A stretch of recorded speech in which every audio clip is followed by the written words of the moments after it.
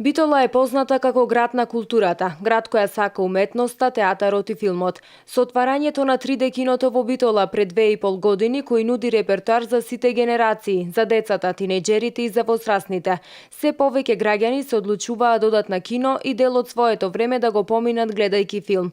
Денеска на редовниот репертоар кој се одвива под мотото "Се гледаме на кино", често се наоѓаат најновите холивудски и европски филмови, кои љубителите на филмската уметност некогаш може да ги погледнат и пред официјалната светска премиера.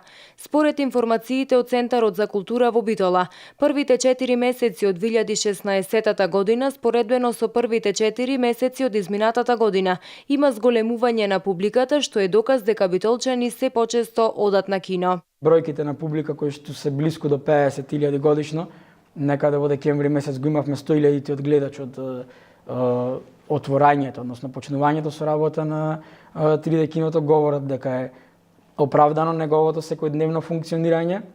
Според нашите анализи оваа година има зголемување на бројките на посетители, на вистина позитивни сигнали во првите 4 месеци од годината. Се надеваме дека тој тренд ќе продолжи.